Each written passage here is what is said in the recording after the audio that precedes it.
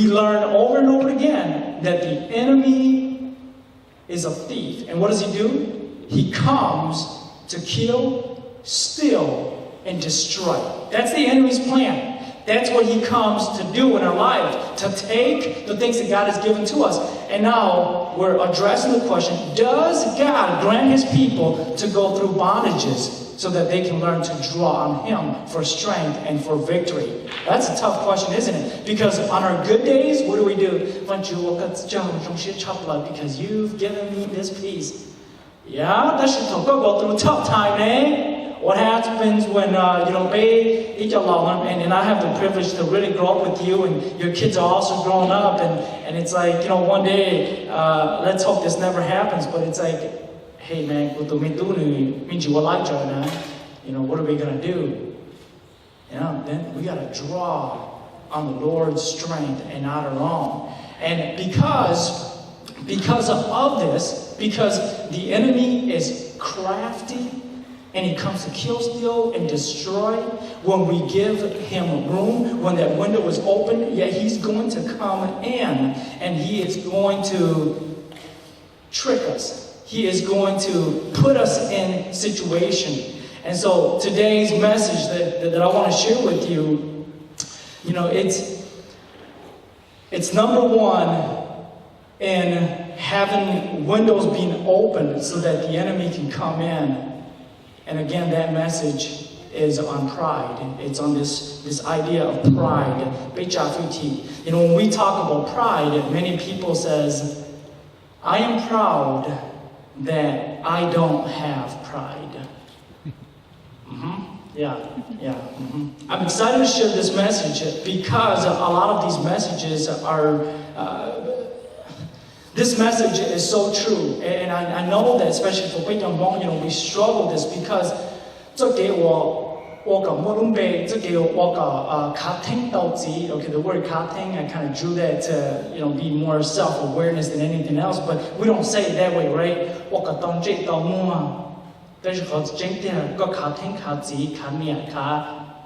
Okay, Kanye, I don't know if that's a word, but it's like, you walk on your thumb bay, right? And so this pride kind of sticks with you to stand for you. And it been moment, for a very long time. We were like that, right? It's like, it's like, so then we live with this idea that I have to look good, I have to be in a certain way. Why? A lot of that is because and then we carry this idea and then we press it on into generation after generation. And then what happens when we come to church? Or you come in your tux, or I'm in my suit, I love God more than you. It's like, I don't know about that. We come with a sincere heart. And so this whole message of defeating pride is our heart, and it's the condition of our relationship with Jesus. And it's all based on that relationship, not based on outward appearance. And so what I'd like to do is share 3 things with you that is going to help you understand this topic even better. And maybe some of you may be asking, I might have done that. So the first point is, pride is trusting in your own strength. Pride is trusting in your own strength. I want to start out with the first person, and that is good old Peter in the New Testament. In Luke chapter 22, beginning at verse 31, and here's what it says.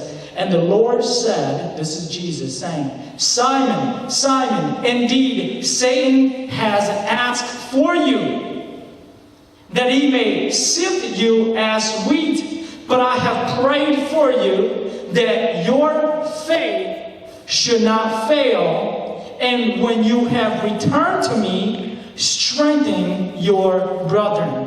Now what Satan has done is Satan has asked for permission from Jesus to sift Peter out of Jesus' group.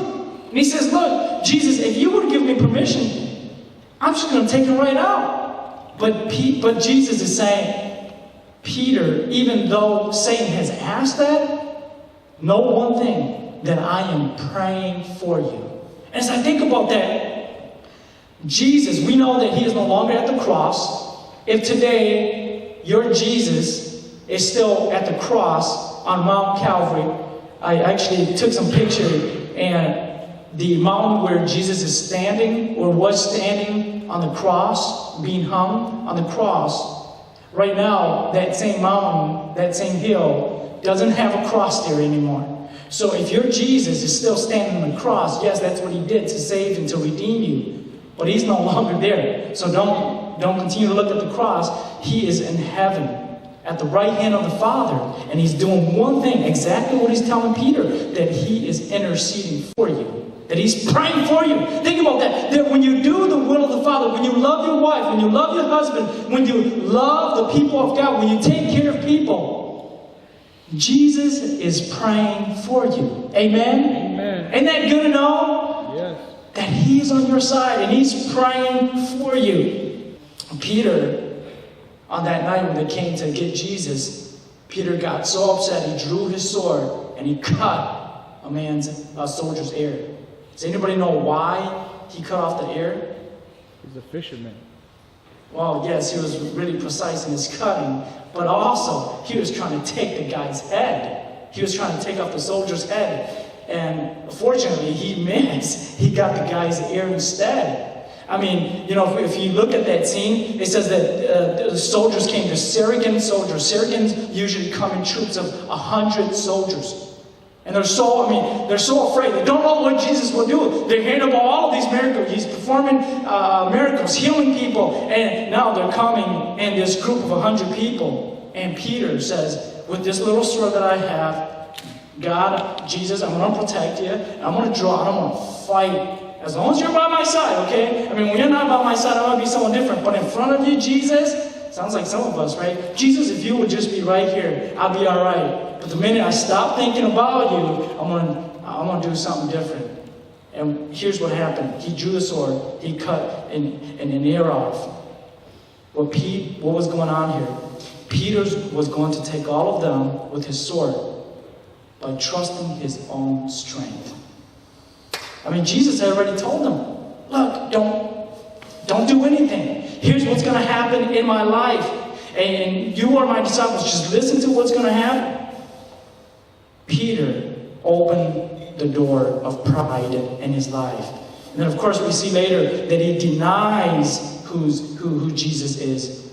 Look at Mark 14:66. This is just going a bit down the chapter on Mark 14. Verse 66. Now, as Peter was below in the courtyard, one of the servant girls of the high priest came. And when she saw Peter warming himself, she looked at him and said, "You also were with Jesus at Nazareth."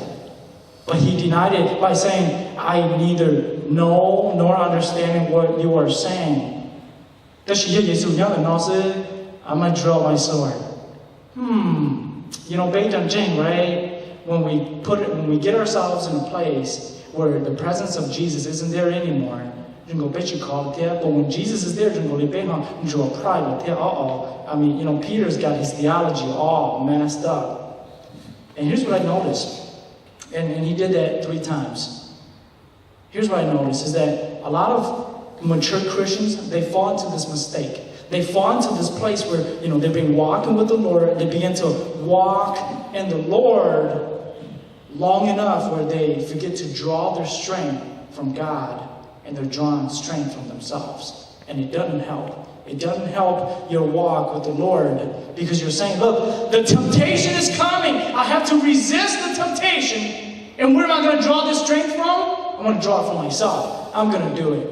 When the first place we ought to go to is the Lord. Amen. Draw our strength from the Lord.